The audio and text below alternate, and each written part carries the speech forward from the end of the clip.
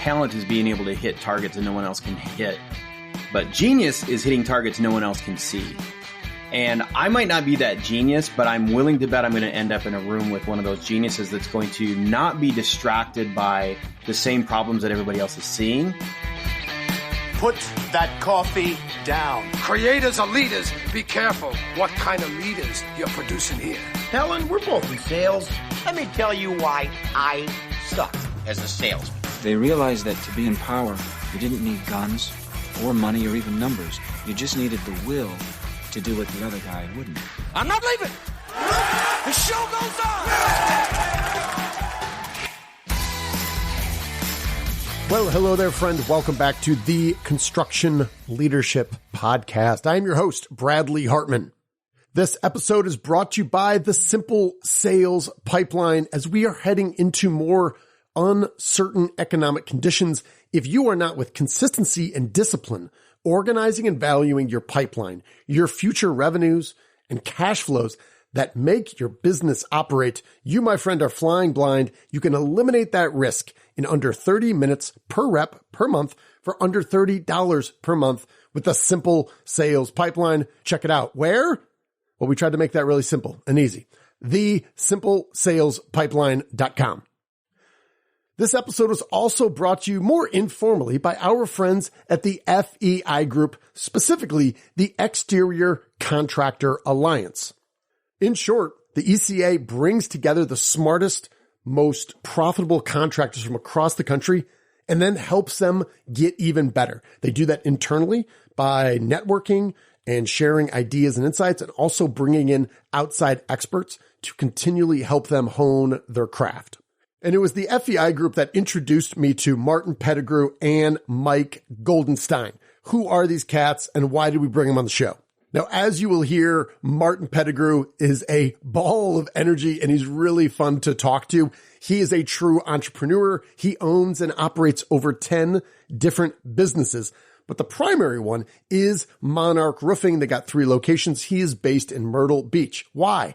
Well, he's a hell of a golfer, but he's also Canadian. Yeah, lots of little interesting things going in there. So we're going to talk about that. His businesses are pushing revenues near $50 million.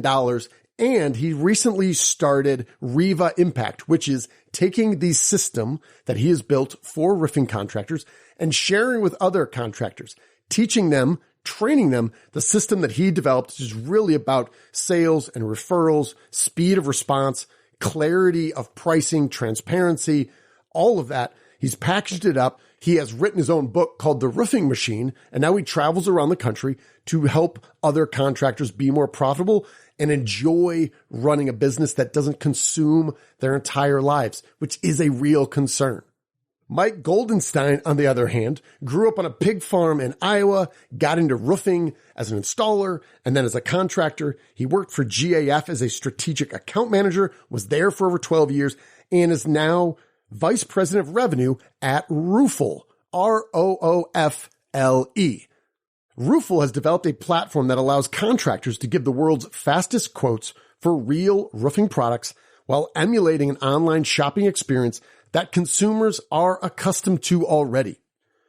The Roofle team is made up of veteran contractors whose mission is to empower contractors with the best estimating and lead generation tools for their websites. So yes, Martin Pettigrew and Mike Goldenstein, their focus and their craft and their passion is on roofing. However, what we talk about, attracting talent, recruiting, technology, creativity, strong sales skills, helping contractors be more consistent, these affect everyone in our industry. So even though you might not be a roofer, you should absolutely listen to this. You're going to get a lot of value from it. I promise. So without further ado, please enjoy my conversation with Mr. Martin Pettigrew of Monarch Roofing and Mike Goldenstein of Roofle. As always, thank you for listening.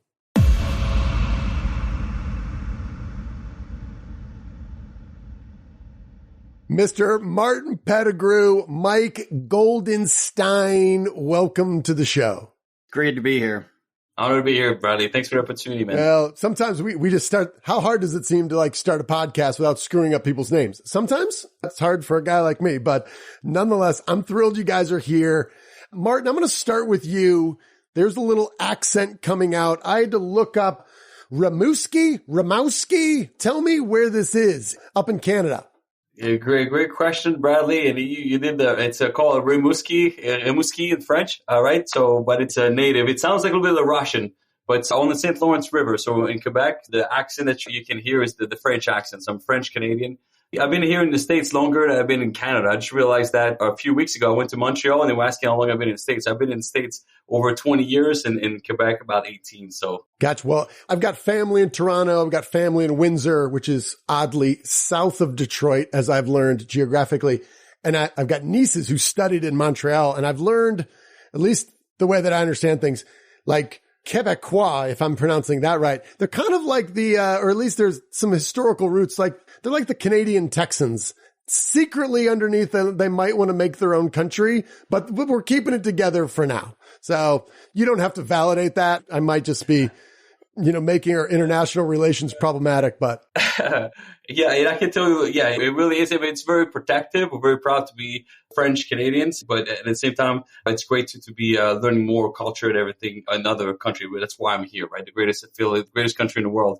But last couple of weeks, it was funny because I did a French presentation in Montreal, so it was all in French. So I haven't spoken French in a while, and I was losing my words a little bit. I was looking for words, so I'm like, man, this is so embarrassing. I cannot speak French very well, and I don't speak English very well. Where do I belong, man? This is crazy. So it's funny. Yeah, I'm here now. I love this area, Myrtle Beach. I bet. All right, Mike. So slightly different question for you. Your accent sounded more traditional to my ears here. Tell me where you were, 6th grade, 12 years old. Place me geographically. How many siblings and what were you into? Yeah, so I grew up on a hog farm in Iowa. So with a name like Goldenstein, people think, well, are you Jewish? Well, no, I grew up on a hog farm. So that's kind of a immediate dismissal from the family there. But I was adopted early on. So I had an older brother and he and I grew up on a farm in Iowa, Northeast Iowa. And then I actually just met my mom 3 years ago. So now I have 5 half sisters. So my family history is a little bit unique and certainly have enjoyed the progress from early on to now. 6th grade, I would have been Starmont in the middle of nowhere, Iowa, just very plain, very flat on a farm. And then started roofing in 1992. The year I graduated high school, I was out for about a week and then started on a crew and got into the industry. Never thought I'd stay there, but here we are almost 31 years later and I'm still in it and still loving the industry. So I have a close friend who in the middle of nowhere, Illinois, was on a pig farm. Tell me about the pigs, like gilts. Like that's the thing. I remember the word gilt. That's part of my pig vocabulary. Do you have gilts on your farm? Yeah, we have the girl pigs. Yes. The gilts, the boars, the sows. Yep. They were all part of it. And and it's interesting. Back in those days, they were purebred. Hampshire hogs is what we were raising. So the quality of meat was a completely different stratosphere as what we're seeing today. So I miss the old days. I miss, having the bacon that had almost all meat and no fat. If you can imagine those days, you don't get that stuff anymore, but that's how I grew up and really appreciated the work ethic and working and having jobs that, it's as fast as you can, walk. You're outside and you're working and, has kind of driven my career going forward. So if you're going to go from one thing to another, you might as well be on a farm and then roofing. Absolutely. I've just found the work ethic, the mechanical intelligence of just having to work with your hands and having to just be on the fly and solve problems on your own from folks who grew up there is just something I don't have. And I think it's an incredible advantage. But Martin, before we kind of get into, for you and Mike, we're going to be talking about kind of technology and creativity, 2 different topics that I didn't think we would jump into when we got together. And you said, hey, here's what we're going to talk about. I said, oh, fantastic. I love talking about those things, but I didn't immediately make that connection with the roofing front. But before we get in there, you played golf. Obviously, you were excellent at it. You played in college for 4 years, St. Francis University in Pennsylvania. Are there certain aspects of either leadership or discipline that you took from that experience of collegiate sports that you still use, every day and kind of instill in your team at Monarch? Yeah, we'll learn a lot, Bradley. That's a great question. At St. Francis University, it was a great experience. It was my dream come true when I was growing up. And again, you asked me where I was from. It's 5 hours of Northeast, 6 hours from Montreal. So it's really up there north. So there's not really any kids that I met or knew that went to play golf in college, United States. So my goal growing up, I left home when I was 13 and we had golf every afternoon. So we had school only in the morning from 7:30 to 11:30. And then we went to play golf every day, every afternoon. So really in my high school, what I learned the most is when you create an environment for your team to do the least amount of activities, they can just focus on one thing and surround them with other people. And Elon Musk was talking about this. He's like, we got to bring everybody back to the office. Remote is really hard because you have proximity of people you want to grow with. So that really helped me understand, like, okay, I need to create an environment so I can have everybody able to grow and compete with each other. I want to create leadership and the tools to succeed. I think things like what Mike is doing are very, very advanced, very helping for us in leadership. But when I went to college, it was my goal. And that's something I learned. And you probably hear this a lot. Like when you said goals, I don't really like goals anymore. People ask me all the time, what's your goal? What's your goal? It's got to be more of a mission, right? So if you have like a goal was to get to college, I didn't care where I was going in the United States. I happened to be NCAA Division I. I was really thrilled. But when I got there, I hate to say that, but I didn't really improve that much anymore. I feel like I hit that glass ceiling. That was my goal. I made it. So when you start to excel like this, then you're done, right? So when I started the Monarch Roofing, I made sure that I did not have a goal, like a financial goal. I want to get to 5 million, 10 million, whatever it is, because I know if I get there, it's going to crush my opportunity, my will, my hunger to grow more. So long story short, what I learned from my experience was this. With a failure a little bit, I said, okay, I got to find a mission, not about money, not about things, not an external need. It's got to be more internal need, growth, personal growth, but also to the community. That's, I think, level 3. And the community for me was to take, over the years, I realized that that's what it means, is to take the con out of contractors. Not that we want to sell tractors or anything like this, but it's to take the bad guys out. So whenever I'm seeing another roofing companies, the chuck in the truck, or I want to crush them, because I know that what we do, we provide the best installation, warranties, and services for the industry. And if we don't sell a roof, we're not upset because we don't make money. We're upset because it's a disservice for a community, because they deserve the best. So that's my fuel and what I understood. And I think the team that we have created here really believes in that. Of course, you still have to make money, and you have some other criteria, but really have a mission that's bigger than an external need. Yeah, that's great. Well, it took me a second. I didn't know if that was a callback to the hog farm on the tractors. And I'm like, oh, I get it. You're taking the con out of contract. I got it really put in there. I'm a little slow, but I'll get there sooner or later. Well, I'm glad you kind of brought up that mission, because I think when I was looking at Roofle, when I initially heard about it before visiting the website, all of a sudden I'm constantly looking and trying to help our clients, and I think our construction community, be smarter with technology and how to speed things up. We still see adoption of just rudimentary technology. There's way too many people still using fax machines. So when I saw Roofle, I'm like, yes, love it. I don't fully understand it, but Mike, walk me through and for our audience, what's the mission of Roofle? Yeah, the mission is really getting the focus back on the consumer. And, for me growing up and having a long career inside of the roofing industry, we spend a lot of time with contractors. We spend a lot of time with distribution. A lot of the stuff that Martin was talking about is trying to get all the ships to raise up, to have value, do things right for the right reasons. But what ends up typically happening is that we kind of start doing the stuff our way and we forget about our consumer. And I think the mission for Roofle is putting the consumer back in the driver's seat and as the focus of the transaction. And, today, 80% of adults are doing a lot of their investigation for the products and services that they're looking for online. And part of that process is being able to get the full picture, getting the warranties like Martin was talking about, the branding, the education, all the parts and pieces that go into it, but then a price to go along with it so that they can kind of compare to say, okay, so what is the value of what I'm looking at? And why is this one price and this another price? Oh, I get it, because the warranty is different. The installation is different. The products are different. I understand it now. And so what hadn't happened before, what hadn't existed before, is the ability for a tech company to be able to give enough information to the contractor to be able to put a price to that, essentially the measurement of each of the structures that are on a property, so that they can make an accurate estimate in real time. And it could be 8, 9, 10 o'clock, midnight from the comfort of the homeowner's couch, they can get the entire consumer experience from their side, not just having to do it with whatever the contractor is bringing to the table and doing it their way. We had our roof replaced, and having grown up in construction, I know in general how a roof goes together. I know the components. I manage them as a construction manager, and then I bought them in a purchasing manager for a home builder, but I don't really know. And as we were kind of interviewing, it came kind of word of mouth, but there was a lot of, do you not just have your stuff together that you can't articulate this well, what I'm getting and how you're better or different than other people? Or are you deliberately not doing that? So I don't really know. And I immediately, I tell them, I'm like, hey, I was in purchasing. Can you break out material and labor? What's the process? Tell me what ice and water shield.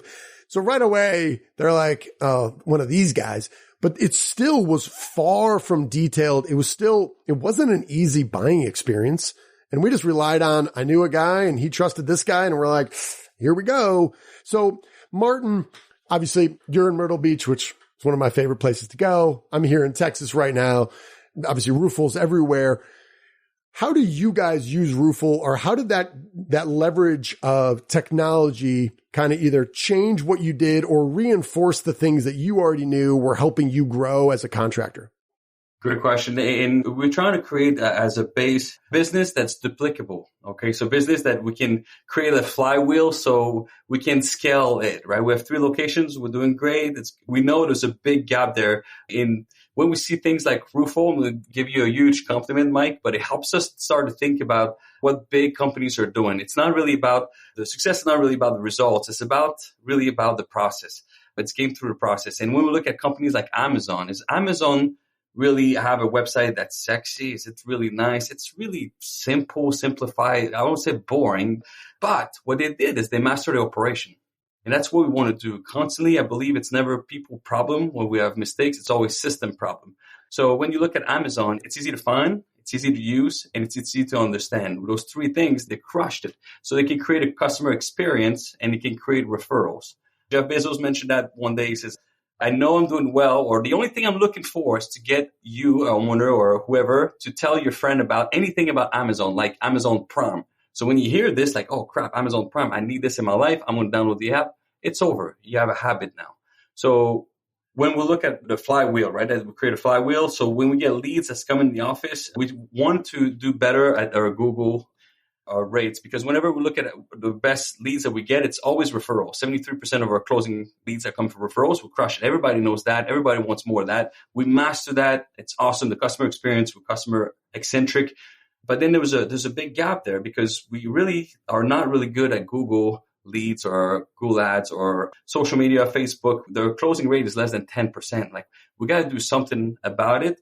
Even though we have inside sales, that's very, I'll say, like, very advanced compared. We teach on that, right? We travel the country to implement those positions in a lot of roofing companies with great CRM that helps people. So we know we're doing better than most anyways, but we're missing one piece. And that piece, it's been helping us a lot. And it's what Roofle is doing, because when homeowners are able to get a quote online, there's a few things that helps. Okay. First of all, they can find us more easily. Like, your SEO went up a lot, organic SEO, because they search roofing quote and our website pops in their area easily. So now we're kind of cheating now because we get more attention to our website. Now we're ranked better thanks to Roofle. It's been great for this.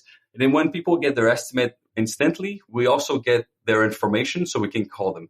And a lot of leads or leads that people are just, I'm wondering, like Mike is saying, it's 2 a.m. Hey, I'm wondering what my roof will cost, or which is fine, no problem. But we get leads that people actually are interested. And people are like, yeah, I'm looking for 3 quotes. Is this the price you get? So it gets us leads that we really, like, most of the time they might not even find Monarch Roofing, where now they are finding us because they want a quote. They want a quote now. And as soon as you click get a quote, they get an estimate right away, and we get the notification. So with our inside sales, we call them right away. We have a rule, it's 60-second rule. Unless it's 2 a.m, but during the hours, we call them within 60 seconds. So they don't really ask for other roofing contractor, and that's where we start to get some momentum. Bradley, and I'm talking a lot here, you can tell me to zip it, but it's really awesome because we're getting momentum there to put pressure on it. And people, instead of calling the Google leads where we have problems, people call 6 contractors. They'll fill out 6 forms, and then whoever calls me first, they're going to get a job. But hopefully they find us 1, 2, or 3. Hopefully they find us maybe towards the top now. And when we call them within 60 seconds, they're like, wow, what just happened? I got a price. I got a call right away. That's Monarch Roofing, their master lead contractor. I've seen them everywhere. Their buildings on 501. I've seen the trucks everywhere. All right. I don't need another quote at this point. So, and we're seeing this. We implemented this a couple months ago. Now our Google leads, our salesmen are excited about it. It's like, all right, yeah, give me those leads now. For a while, I was like, oh man, a Google lead, crap. Yeah. So that's how it's been helping us. Cool. And Mike, with your background, you worked as a contractor. You're with GAF. Martin, I believe I see GAF. They're stitched in, embroidered. There you go. Right. Walk me through maybe a little bit of the supply chain, starting with the manufacturer. How do we bring these together? Because with different technologies, different ideas, sometimes kind of the value chain and the profit chain from the manufacturer down to distribution, right? Down to a contractor, down to the homeowner. Sometimes people have different goals, and this idea of transparency or making it easy for the user to get a quote. Sometimes that is not necessarily to everyone's advantage, but you guys have done this. How have you brought kind of aligned interest to make this happen? Yeah, that's actually a great question. And what I appreciate it is because what nobody wants to have happen is the commoditization of your industry, right? Where everybody's selling the exact same thing. So price is the only thing. And that's one of the things that gets brought up to me quite often, as you could probably imagine. As soon as we start being transparent with pricing, does that just mean it's going to create a race to the bottom? And what you have to kind of look at is other industries, because a lot of other industries have already gone through this process, and which one of them have ended up eroding price, and almost none of them have. It doesn't matter whether you're used cars or new cars or anything that has gone through the shift of used to be face-to-face interaction, drive around to every used car lot, try to find what's there and talk to the salesman, each person. But what ends up happening, and I think, man, that question is so deep though too, because you want to make sure that you're leading with brand, you're leading with and giving the homeowner all of the value propositions, saying, you have to know about this, this, and this. You have to know the difference between warranties. Like, this fine print is really important. This manufacturer does it a little bit differently. That's really important. The local representation is really important, and be able to create a picture of all of those different intricacies and then say, and here's the price. We think it's a fair price and it's right where it needs to be for this. And so, yeah, there's some that are immediately scared, the manufacturers and distributors, but to be honest, they're also watching technology take over all of the commerce. And now they're saying, well, maybe we can have a part of that too, And so now they're starting to look at these, and we know every manufacturer, as far as we know, every manufacturer, every distributor has already looked into these types of technologies to try to get into it. So again, our mission was to put this into the hands of the local contractor first and saying, hey, we've got great technology, have it. Be creative with it. And that's one of the other cool things. Man, the ways that people are using it is as varied as the number of people who have a subscription right now. Given the title of the podcast, Construction Leadership Podcast, I want to ask you, and maybe I'll start with Martin and then kind of same question to Mike. Over your careers, what have you learned maybe about leadership that either maybe this was a principle you knew from early on in life, maybe it was exhibited by your parents or at some way, and you've just realized how much more important this is? Or are there aspects of your leadership in your career that you say, I used to think this, but I know that's not true anymore in my own kind of development as your careers have grown, as your businesses have grown, and you've connected and helped more people? Yeah, great question. And something I see, like we traveled the country last year, many roofing companies, probably talked to 1,000 roofing contractors. And something that I see, and then I'm starting to understand more. I'm always red flagging a little bit the companies that start hiring a bunch of people quickly, because I feel like the most important part, and I didn't really understand this in the beginning. I felt like people would want to work. I didn't really understand what leadership meant, right? So a lot of people are hiring. I feel like it's a paper for our business model where you hire a bunch of 1099 guys and, hey, let's go sell as much as you can and I'll pay you commission. And then when we talk to them, the concept is great because people will be motivated from the money they make. Easy. Do this, you get paid this. But every time I've seen it for any industry from before when they were the Industrial Revolution, it changed that. Like it didn't work. They showed that. You cannot get piece pay. So we create a machine So where everybody works together to have a same mission. So it goes to how do we hire? We're so picky. My duties, what I find out, something I'm seeing consistently over the last 16 years, Bradley, is number one is recruiting. I've done over 4,000 interviews the last 16 years. I keep doing interviews. And even now when we hire people, I own over 10 businesses now, but I'm still doing last interviews or the third interview. I'm still involved with many of those. We'll interview 100 people to hire one. So we're very picky onto their personality, how they learn, how they communicate with different assessment to help us with this. So we can really handpick people that we find out what their passion is, what their motivation is, and what they're built for. And then it makes it a lot easier because a lot of companies, they say like, well, man, you got to motivate your people. Or Martin, you really are a great motivator because you come in there, the music's playing, and let's go, rah, rah, rah. I said, it's not about that at all. I said, people are motivated when they work here at Monarch Roofing. All I have to do is keep it going. That's all. If you're trying to motivate people, it's not going to work. I mean, it's really hard anyways. I haven't learned that skill yet. So finding the right people, number one. And again, it's easy to say that. You probably hear this.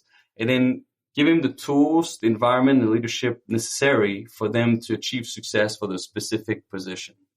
And really, that sums it all to me. Like, I think to make it very simplified, if a leader can do this, man, I think it makes it a lot easier. Then you can have process, procedure, systems to make that fire. Yeah, I'll come back to that in a minute here when we kind of talk about the roofing machine, which while it's a roofing machine book, I think you know as well as I do, you could take roofing out of it and you could put sales machine, contract machine. It's about people. It's about a system that makes people feel seen and heard, induces referrals, and just that flywheel. But anyway, we'll talk about this in a minute. Mike, I want to ask you, think about kind of your career. And I think you've got a really unique perspective of having been a contractor for that long, then working for, arguably the name brand in roofing with GAF.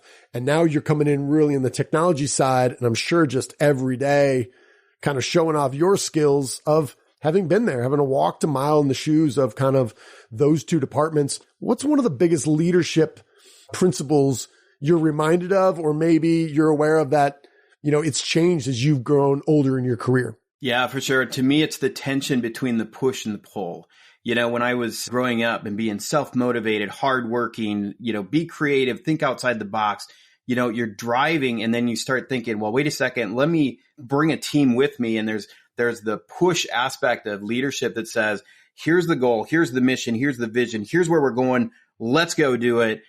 But there's a tension though with the pull that says, well, wait a second here. I've created an environment. I've created a team now of very creative people that do their own thing, that have their own strengths. They probably see this a little bit different than I do. They have some strengths. They have some abilities that are certainly outside of what mine are. And let's just see how if we have the same vision, we have the same mission, how are we going to get there? And so my thoughts on this has changed significantly. And certainly my career with GAF, where they had this amazing way of saying, here are the keys, do your thing, and you need to you hit your numbers, you do these certain things, you hit the metrics, but it's your territory. You own it and you own the results. And then, so I was able to be very creative in how I did and went about that. And I really appreciated that. But then there's still that aspect of when you see the high achievers and the people who move up and the great leaders that I respect are very focused on being able to communicate well, communicate the vision, be that push, but then also be the pull to say, oh, wait a second, we're going to let everybody do their thing and progress together. And certainly Martin is a great picture of this and how well that he works with his team and creates his team and the culture that he's created at Monarch. And Mark I love Mark at your team too. I mean, you surround yourself with great people and I'm sure you've hired, when you hire for culture, because you can always train it and you can always teach it and you can, communicate the vision. But, when you have a great culture, you start achieving great things. I love how you said that, because I think I'm sure I'm not the only listener here coming from the contracting world, construction world. Like, I think I might default to push leadership. Like, I can get behind and push the best of them, however, obviously there's downsides to that. And if you can do a better job and be like, hey, here's where we're going, people will surprise you. So that is a very timely explanation of that. I love that tension between push and pull. Martin, let me ask you here. It's not entirely clear to me why you would set up Monarch, you run a successful business, you bust your ass to create a competitive advantage, start to earn the rewards of that and say, you know what I'm going to do? I'm going to write a book and I'm going to give this away. And then I'm going to go train my competitors to help them be better. Walk me through Riva, what that is, the Roofing Machine book. Walk me through that kind of transformation in your career. By the 2017, we're really starting to do very much better with what we're doing for the structure of our business. We're starting to feel like, all right, there's something special going on right now at Monarch 2018. And we started to understand that we could probably duplicate what we're doing. So we start writing down all the procedure, all the process, study, make a science out of almost everything from hiring to profit analysis, sales, of course, production. So we're like, okay, we got everything in place. We could do franchise. And that was a whole goal. 2017, we started the idea. 2018, 19, starting new position like inside sales, really bringing the inside out. I have a lot of more support for the inside, for a customer experience that was different. So, in long story short, so when we did this, it helped us a lot to understand. And then when we got to the point where we were able to franchise it, I just didn't know if it was really the avenue I want to do it. And to duplicate it, we have 3 locations. And that's my biggest thing right now, is to build leaders this year. Like, we're really focusing on this. It's hard to duplicate other location. We can't do it. But then I started thinking, what would be the biggest impact in the industry? Okay, I'm not going to be here for 100 more years.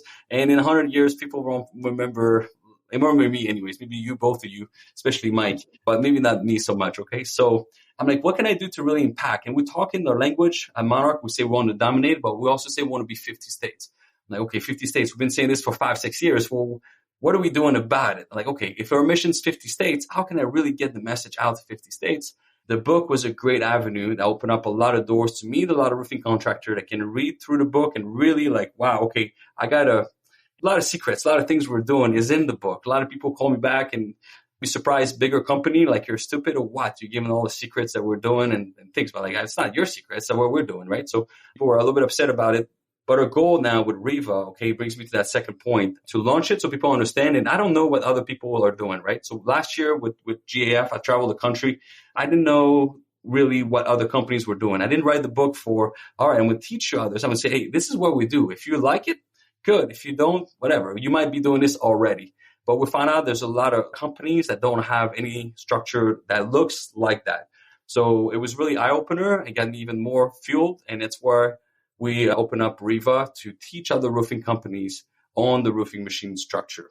And Riva, that's what we do. We sell a presentation, talk about presentation, in-home presentation, things of that nature. We do recruiting for other roofing companies. We'll go after the big pains, right? So sales process, not so much like techniques or tricks and stuff like this. There's other companies, you can find a lot of things on YouTube for that, but really like the process. When you take your lead from intake call, all the way through your 36 steps, whatever how many steps you have, so everybody understand the whole map. We're having a lot of problems. People don't understand what each other are doing. So they assume that their job is easier and they get upset at each other. And they don't understand if they don't do that one step, how it's going to affect others. So really having written down as a process. And from each of the step of the process, there's a procedure for a checklist procedure for that person. Those 3 things, recruiting, the sales part, and the structure, even the process and the machine, it's been really something that Riva has been impacting a lot of companies on. You said a variation of what I say all the time. It's always easier when somebody else does it. I just assume you just do it. How hard could that be? And you're like, it's actually really hard. It's actually a lot more complex, but you don't do it every day.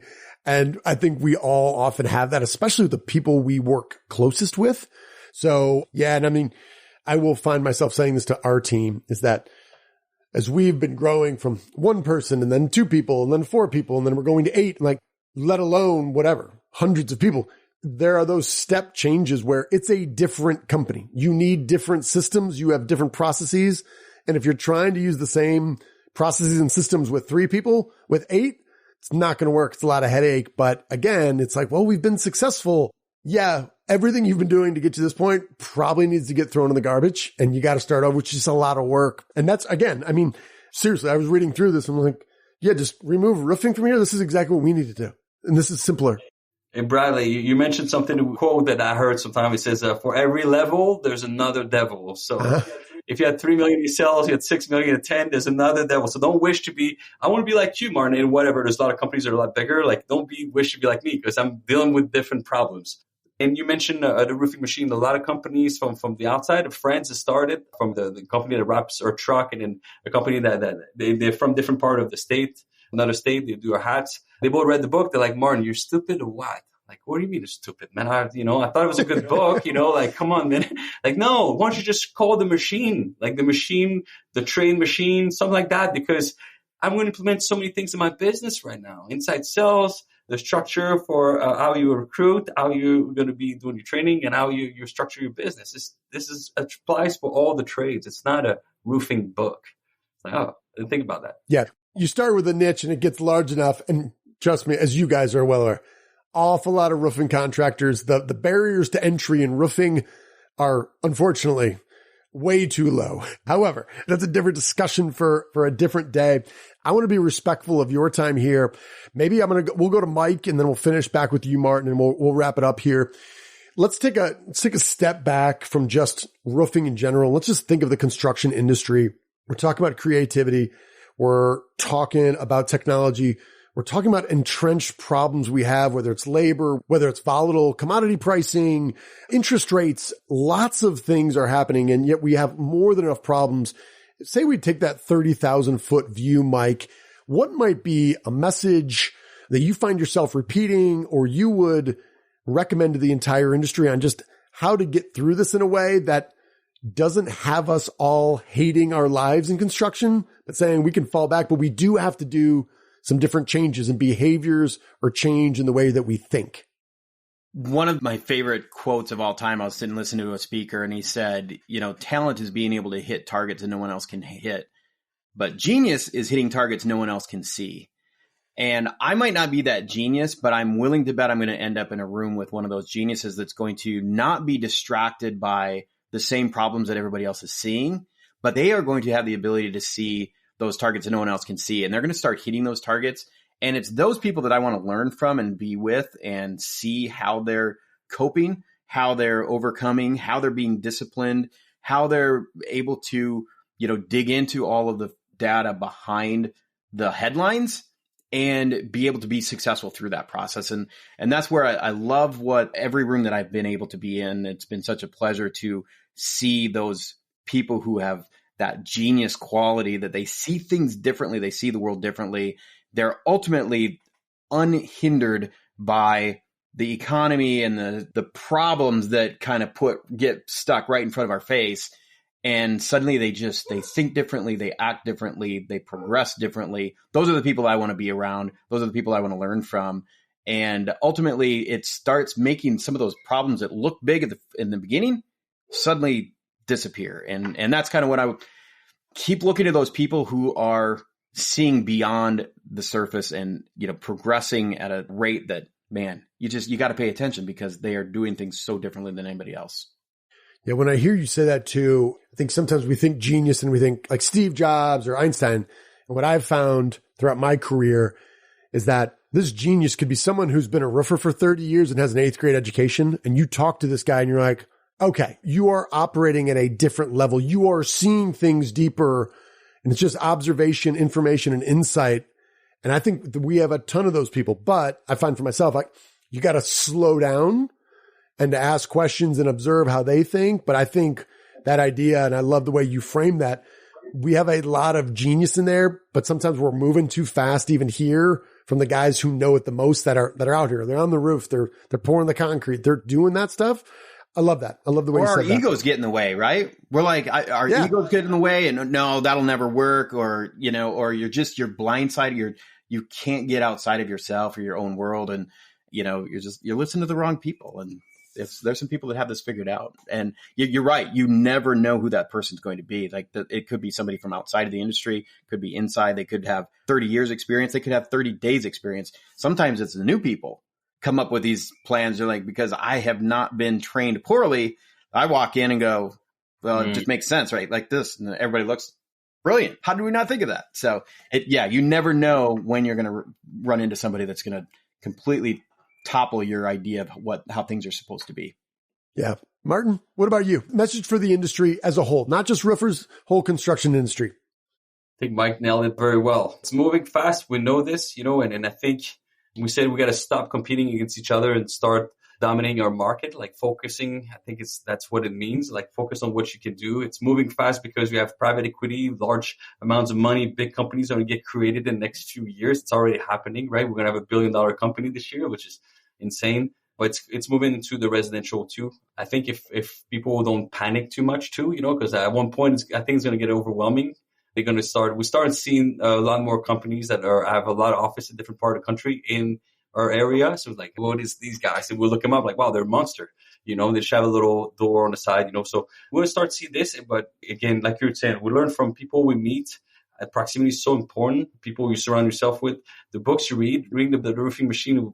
I think that's a start for sure, like bias 100%. But what you talk about, Mike, is a book I read. It reminds me of that a lot, is the one thing. A lot of ideas from the Roofing Machine come from the one thing. And I know, Bradley, you read it. I saw it.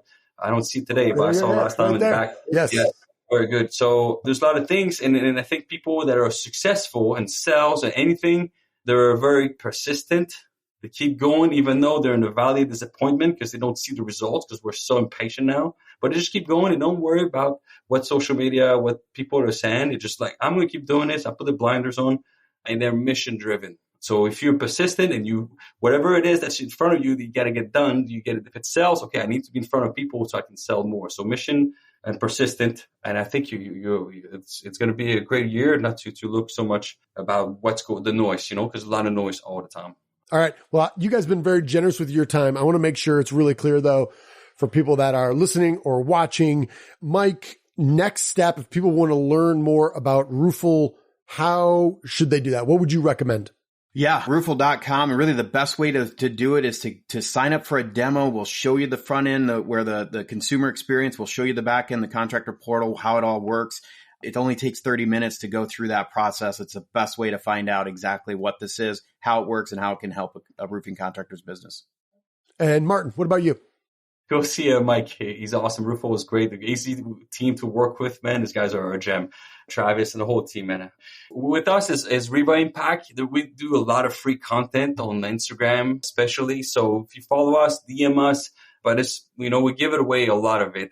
But connect with Riva Impact, and we can go from there and do some discovery call and see what pains you have and how we can work together. Maybe not, so it's not for everyone as well. So we're very selective. There's only about 12 people in Riva, so we cannot help everyone. So we qualify companies to work with us. I appreciate you guys. Not only did I learn from you guys, I laughed quite a bit, which is always my goal. And I think it's been a lot of fun learning from you guys. So I want to thank you both. And I also want to make sure FEI Group are the ones a lot of talented people that are doing what they're doing here. They're bringing talented people from different segments of the industry, matching up and trying to help everybody grow their businesses.